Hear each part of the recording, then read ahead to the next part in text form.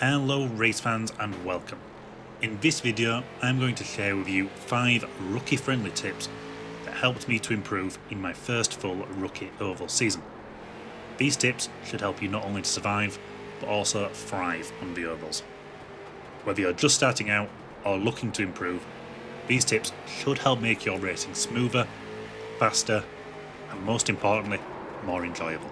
First up is to concentrate on smooth steering inputs. On ovals, you're turning a lot more than you realise, and jerking movements upsets the car and wears the tyres faster.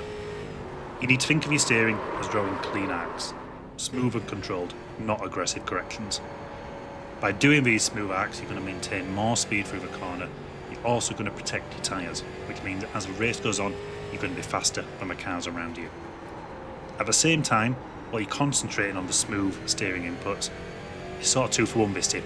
You also need to concentrate on not gripping the wheel with that death grip. By gripping the wheel too tight, you tire yourself out more than you realise, even though it's only sim racing, and you also can't feel the force feedback coming through the wheel. Relax your hands.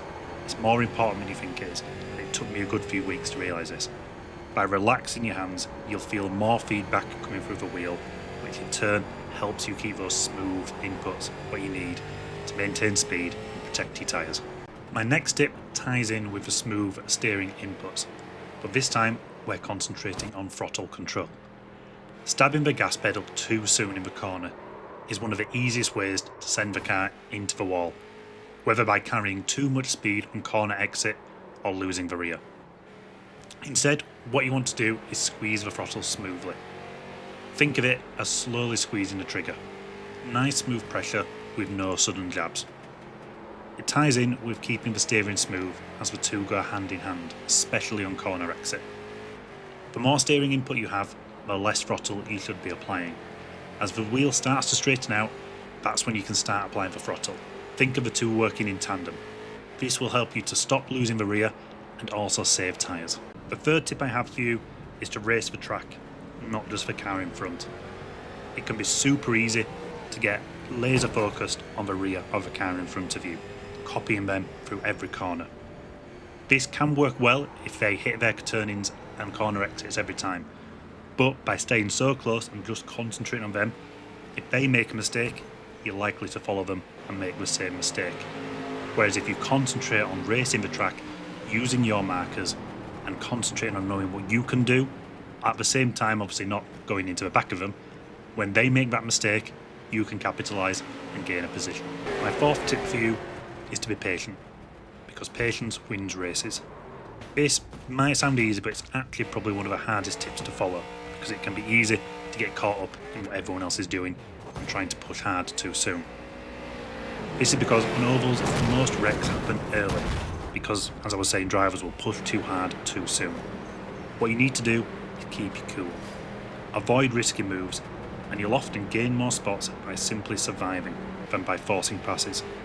This is especially prevalent in rookies, where you're going to have more mistakes ahead of you. These are easy positions where you don't have to do anything to pick them up other than keep the car on track. And remember, you can't win if you don't finish. My final tip, and possibly the most important in my opinion, is to watch race replays.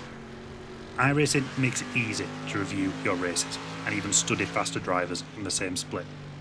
Pay attention to their corner entries, their throttle timing, and how they position the car.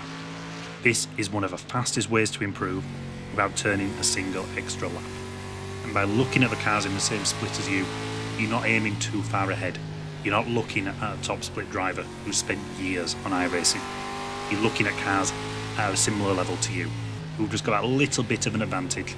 By looking at the race winner from the race you've just participated in, you can concentrate on their inputs, what they're doing, and learn from them. Try it in the next race and see how it goes. If it doesn't work, watch the replay again and see if there's anything you can do different.